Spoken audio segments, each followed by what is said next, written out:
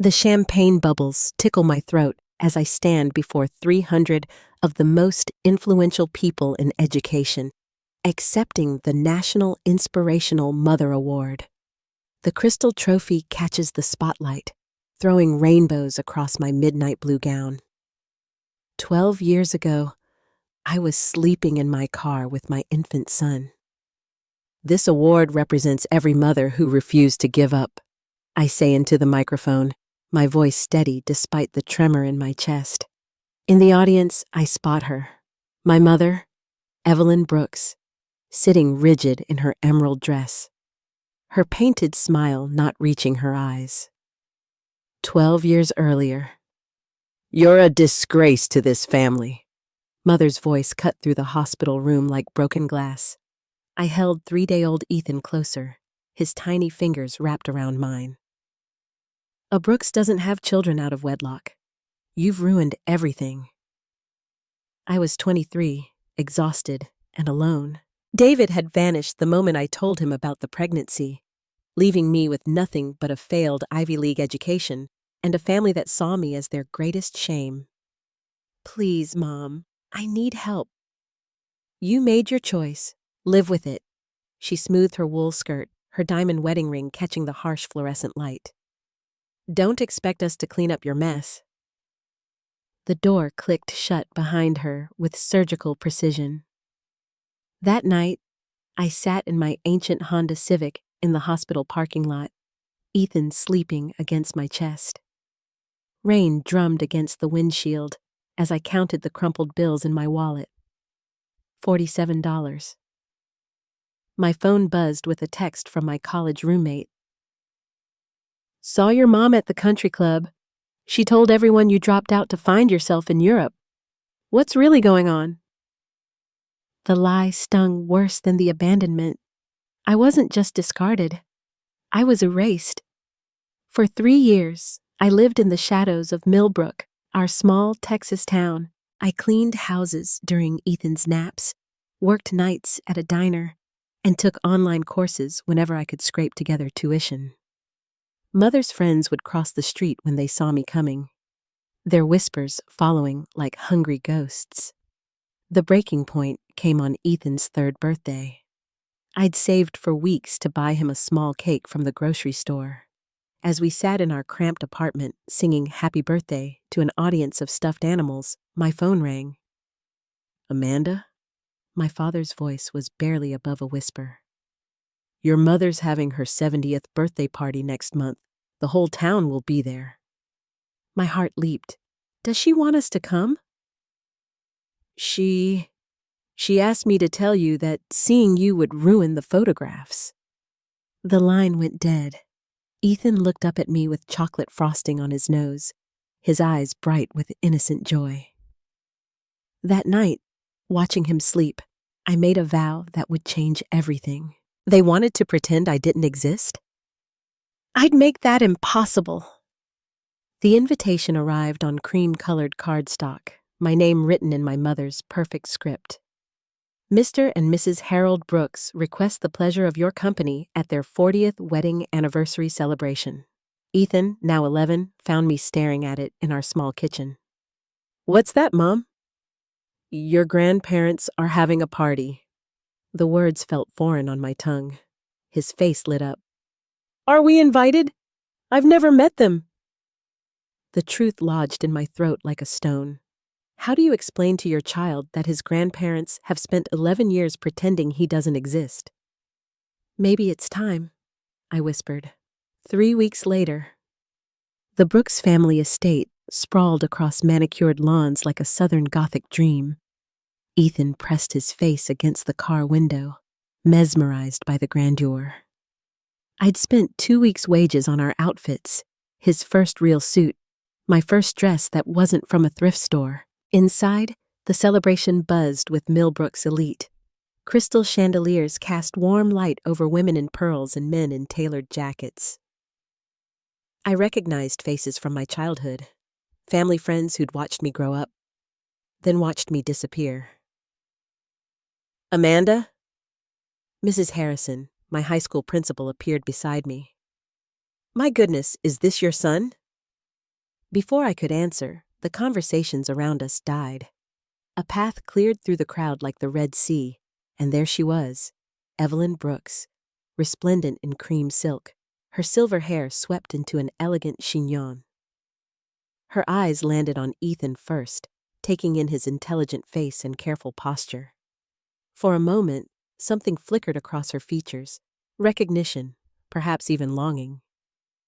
Then her gaze shifted to me, and her expression hardened into the mask I remembered. "How nice that you could make it," she said, loud enough for everyone to hear. "Though I hope you understand why we had to seat you at the children's table." The room held its breath. Ethan's hand found mine, his confusion palpable.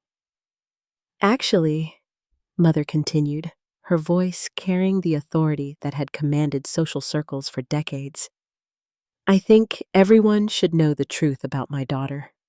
The girl who threw away every opportunity we gave her, who embarrassed our family with her choices." Her eyes flicked to Ethan. "Some mistakes follow you forever." The silence that followed was deafening. Ethan's grip tightened on my hand, and I saw tears gathering in his eyes. That's when I realized I wasn't just fighting for myself anymore. I was fighting for him. 6 months after the anniversary party. "I want to help kids like me," Ethan said one evening, looking up from his homework. He'd been quiet since the party, processing the cruelty he'd witnessed. "Kids whose families don't want them." His words ignited something in my chest. That night, after he went to bed, I researched special education programs. Not just any programs, the best ones. If I was going to transform our lives, I wouldn't do it halfway. I enrolled in night classes at the community college, studying special education and child psychology. During the day, I worked as a substitute teacher, absorbing everything I could about learning differences and adaptive techniques. The work was exhausting, but every small success with a struggling student felt like building blocks towards something larger. Ethan threw himself into his studies with fierce determination. He started volunteering at the local disability center, reading to children with autism and helping with art therapy sessions. Watching him navigate his own pain by healing others made me realize we were both becoming who we were meant to be. The first real breakthrough came 8 months later. Mrs. Chen, the mother of one of my students with ADHD, cornered me after class. "Marcus has never enjoyed school before," she said, tears in her eyes. "He actually asks to come early now. What are you doing differently?" I thought about it. "I'm treating him like he's brilliant, because he is. His brain just works differently." That conversation planted a seed. What if there were other children like Marcus? Other mothers like Mrs. Chen, desperate for someone who understood. I started small, tutoring sessions in our apartment on weekends. Word spread through whispered conversations at school pickup and desperate late-night Facebook posts in parent groups. Within 6 months, I had 15 regular students and a waiting list. But I needed more than success stories. I needed credentials that couldn't be dismissed. The university acceptance letter arrived on a Tuesday. Full scholarship to complete my master's in special education, with a thesis focus on innovative teaching methods for neurodiverse children. Ethan found me crying over it at the kitchen table. "Happy tears?" he asked, sliding into the chair beside me. "The happiest," I whispered. As I held that letter, I thought about Mother's words. "Some mistakes follow you forever." She was right, but not in the way she meant. My mistake was ever believing I needed her approval. The real mistake would be not using this second chance. 2 years later, Inspiring Minds Educational Center gleamed in gold letters across the storefront window. Our grand opening drew over 100 families, local news cameras, and the mayor himself. I stood behind the podium in my navy blazer, professional, confident, unrecognizable from the broken girl who'd left town 5 years ago. Every child has the right to learn in their own way, I told the crowd. We don't fix children here, we celebrate them. The center offered specialized tutoring, parent support groups, and teacher training workshops.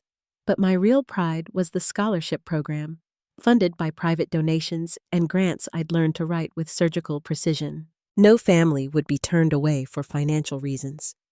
Ethan, now 15, had grown into the kind of teenager that made other parents envious. Honor roll student, volunteer coordinator, and my unofficial assistant. He handled our social media with the savvy of someone twice his age, sharing success stories that went viral with hashtags like #different_not_less and #everychildmatters. Mrs. Brooks, one of the news reporters approached after the ceremony. You've built something remarkable here. What drives you?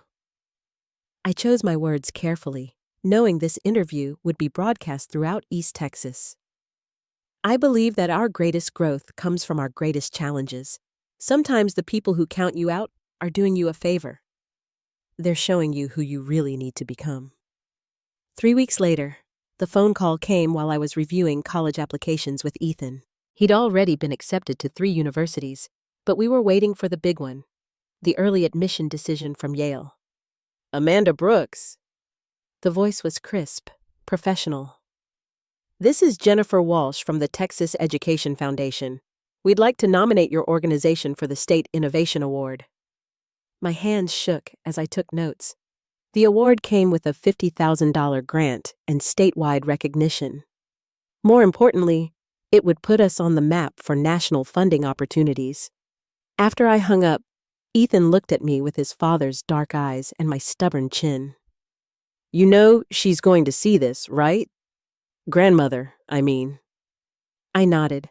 The local newspaper had already called for an interview.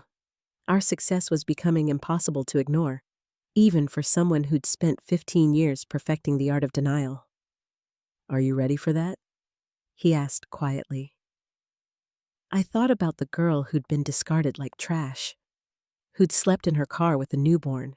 Then I looked around our center, at the children's artwork covering the walls, the awards and certificates, the scholarship wall, with dozens of photos of successful students. I think I am. The Texas Education Foundation Gala was being held at the Millbrook Country Club, the same venue where I'd been told I'd ruined the photographs 15 years earlier. The irony wasn't lost on me as I stepped out of our car in my emerald gown, Ethan handsome in his tuxedo beside me. Ready for this? I asked him. Are you? Before I could answer, I saw them. My parents stood near the entrance, greeting other guests. Dad looked older, more fragile, but Mother was exactly as I remembered, elegant, poised, and absolutely furious to see me there. We made it through cocktail hour without incident, though I felt her watching us from across the room. Several people approached to congratulate me on the award, their warmth genuine but tinged with curiosity. The whispers followed us. Isn't that Evelyn's daughter? The one who disappeared? Look how different she looks. When they called my name to accept the Innovation Award, the applause was thunderous. I walked to the podium with 15 years of preparation in every step. 5 years ago, I had $47 and a dream. I began, my voice carrying clearly through the microphone. Today, our center has served over 300 families and provided scholarships to 89 students. But this award isn't mine alone. It belongs to every parent who was told their child would never succeed, every teacher who refused to give up, and every student who proved that different doesn't mean less. I found Mother in the audience, her face a careful mask of composure. Sometimes, I continued, the people who believe in us least teach us the most about our own strength. The applause was deafening. As I walked back to my table, award in hand, several people stopped to shake my hand. The mayor asked for a photo. The superintendent invited me to speak at the district meeting. But it was the conversation at our table that mattered most. Amanda. The voice behind me was familiar, though it cracked with age. I turned to find my father, his eyes bright with unshed tears. Dad. I'm proud of you, he whispered. I should have said that a long time ago. Before I could respond, Mother appeared beside him, her smile sharp as winter. Quite a speech, dear. Though I hope you remember that pride goes before a fall. Ethan stood beside me, tall and steady. Actually, Grandmother, I think that's fear you're talking about. Her composure cracked for just a moment, and I saw what I'd never recognized before. She wasn't angry. She was terrified. The next morning, the newspaper photo was perfect. Me accepting the award, Ethan beaming beside me, the headline reading, "Local Woman Turns Tragedy into Triumph." But the real victory came in the form of 3 phone calls before noon. First, the Dallas Independent School District, offering a consulting contract worth more than I'd made in my first 5 years combined. Second, a publisher interested in my teaching methodology. Third, and most surprising, an invitation to speak at the National Education Conference in Washington, D.C. She's trying to interfere, Ethan said, looking up from his laptop. He'd been monitoring the local social media groups, a skill I'd taught him for tracking our center's reputation. What do you mean? He turned the screen toward me. There were screenshots of private messages shared by recipients who clearly disagreed with the sender, all from accounts linked to Mother's various social circles. I feel it's important that everyone knows the truth about Amanda Brooks before we hold her up as some kind of hero. Some of us remember the real story of why she left town. I question whether someone with such poor judgment should be trusted with our children. My hands clenched into fists. After all these years, she was still trying to control the narrative. Mom? Ethan's voice was careful. There's something else. He pulled up another tab, a formal letter on the country club's letterhead. An anonymous concerned citizen had filed a complaint with the state education board, questioning my qualifications and suggesting an investigation into our center's practices. The signature was illegible, but the handwriting was unmistakably Mother's. 2 weeks later, the state inspection was thorough and unexpected, the kind that usually indicated serious concerns. 3 officials spent 2 days reviewing our records, interviewing staff, and observing classes. I maintained professional composure throughout, but inside, I was 17 again, being told I'd ruined everything. When they left without finding a single violation, in fact praising our innovative approaches, I felt a different kind of victory. Not just vindication, but proof that I'd built something that couldn't be torn down by whispered rumors and social manipulation. The final straw came that evening. Mrs. Harrison, my old principal, called with information she felt I needed to know. Your mother has been calling parents directly, she said quietly, spreading stories about your past, trying to convince them to withdraw their children from your program. Has anyone actually pulled out? 3 families. But Amanda, the other parents are rallying around you. They know what you've done for their children. I hung up and looked at Ethan, who was doing homework at our kitchen table, the same table where we'd eaten birthday cake with plastic forks 15 years ago. It was time to end this. The revelation came from the most unexpected source, Mrs. Harrison herself, arriving at my door on a rainy Thursday evening with a manila envelope and 20 years of guilt written across her face.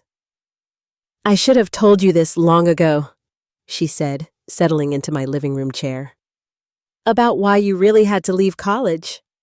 My stomach dropped. What do you mean? She opened the envelope and pulled out documents I hadn't seen in 15 years. My college transcripts, financial aid records, and something else. A letter on Brooks' family letterhead, dated just weeks before Ethan was born. "Your mother didn't just cut you off," Mrs. Harrison said quietly. "She actively sabotaged you. She contacted your university, told them you were having mental health issues and that your pregnancy was the result of dangerous behavior. She suggested you were unfit to continue in their education program." I read the letter with shaking hands. Mother's words were carefully crafted, professionally devastating.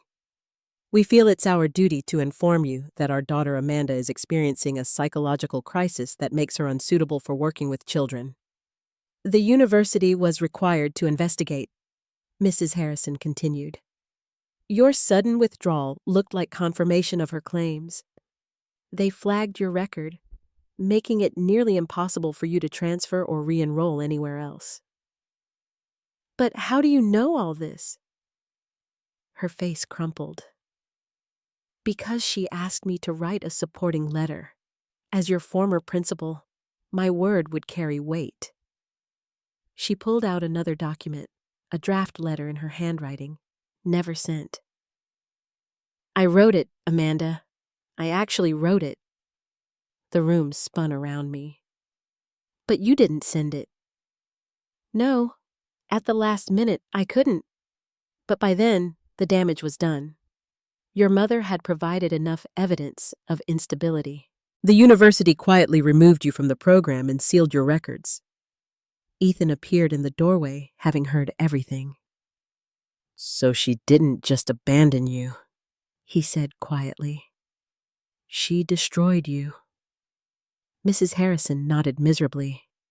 She was terrified that having an unwed mother in the family would ruin her social standing, so she made sure you couldn't come back and embarrass her further. I thought about 15 years of struggling, of doors that had mysteriously closed, of opportunities that had seemed just out of reach, all of it orchestrated by the woman who should have protected me. "Why are you telling me this now?" I asked. "Because tomorrow she's planning to present evidence of your past instability to the school board. She wants your center shut down permanently." The next evening, the school board meeting was packed. Mother sat in the front row, a folder of documents before her, surrounded by her usual circle of supporters. But something had shifted in the room's energy. As I entered with Ethan beside me, parents from our center began standing, not just a few, but dozens. Children I'd taught, teachers I'd trained, families whose lives had been changed. "Before we hear from Mrs. Brooks," the board president announced, "we have several people who've requested to speak on behalf of the Inspiring Minds Center." One by one, they approached the microphone. Parents whose children had learned to read for the first time, students who'd gone from failing to honor roll, teachers who'd changed their entire approach because of our training programs. Marcus Chen, now a high school senior, spoke last. "Mrs. Brooks taught me that my ADHD isn't a disability, it's a different kind of superpower. I'm starting MIT in the fall because she saw what I could become." When they finished, the room buzzed with emotion. Mother's composed mask had begun to crack. "Mrs. Evelyn Brooks," the president called. "You requested time to address concerns about the center?" Mother rose gracefully, her folder in hand. But as she reached the microphone, I stood. "Before my mother speaks," I said, my voice carrying clearly, "I think everyone should understand the full context." I walked to the front, Mrs. Harrison's envelope in my hand. 15 years ago, my mother told everyone I'd dropped out of college to find myself in Europe. The truth is, I was forced to leave because she contacted my university with false claims about my mental health and fitness to work with children. Gasps rippled through the audience. Mother's face went white. She sabotaged my education because she was ashamed of my pregnancy. She chose her reputation over her daughter and grandson. I opened the envelope, removing the documents. These letters, written by my mother, show a systematic campaign to destroy my future. I looked directly at her. For 15 years, I thought I'd failed. I thought I was broken. worthless. Exactly what you said I was. But you know what I learned? Sometimes the people who hurt us most are doing us the greatest favor. They're showing us exactly who we don't want to become. The room was dead silent. You wanted to protect your reputation by erasing me. Instead, you created someone who couldn't be stopped. Every child I've helped, every family I've supported, every success story in this room, it all happened because you tried to destroy me. I set the documents on the podium. So thank you, Mother, for teaching me that real strength comes from surviving the people who are supposed to love you.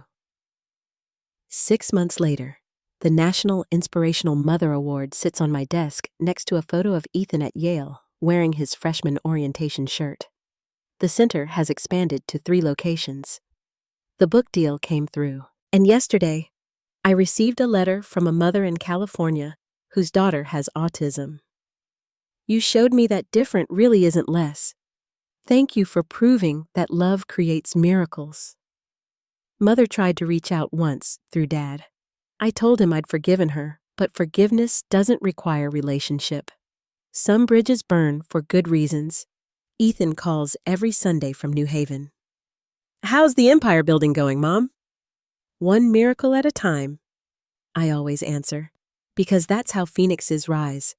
Not from the ashes of what others expect, but from the fire of what we refuse to accept.